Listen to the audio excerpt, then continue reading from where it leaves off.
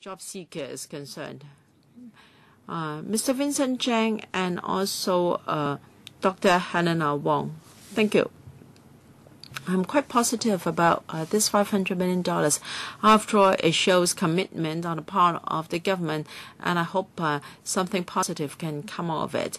And I want to thank the EM deputations for being present this afternoon.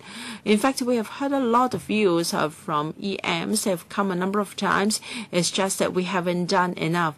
I'm sure they don't want to come back again and again making the same statements. I think they just want improvements. So I have 3 more things to add. First, indicators.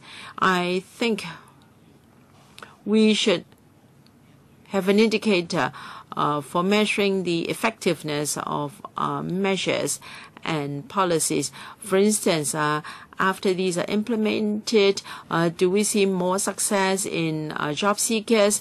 Do we see improvement in Chinese proficiency of NCS students? And the second point is about learning of the Chinese language. The little girl here told us how what difficulties she encountered. I don't think we have made a lot of improvement in this area.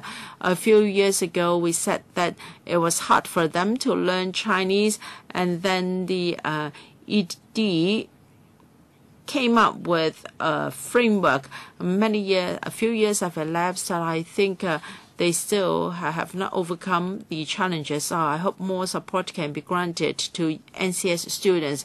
And recently, I frequently heard this complaint. Many EMs are in the construction industry.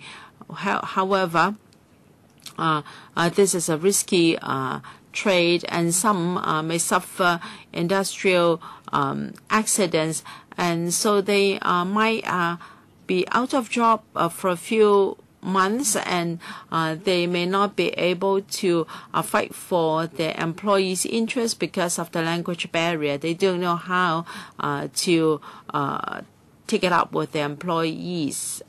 So I hope we can offer assistance in this regard. Any response from Ms. Kwan? I thank Mr. Vincent Cheng for his views. I think we are positive towards the suggestion to launch indicators to measure the success or otherwise of these measures. Now, we have various statistics, for instance, the poverty line, and also in our census, we can also get the information on demographic changes and the profile of EMs in Hong Kong. When it comes to Chinese language proficiency, we have the second language learning framework. It hasn't been in place for too long yet.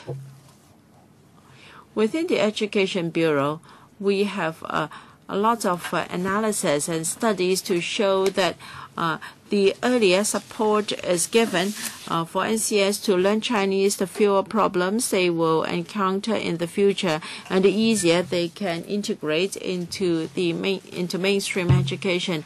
In a recent census found that for EMs younger than 16 years old, or even though in the in KG or primary schools, their Chinese writing and reading skills already much better than their older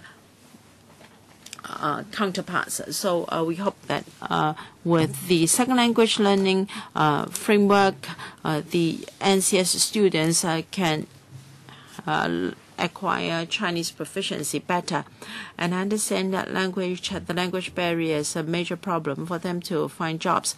For young people not in schools, in particular, we'll see whether more resources can be provided. This will be considered by the steering committee.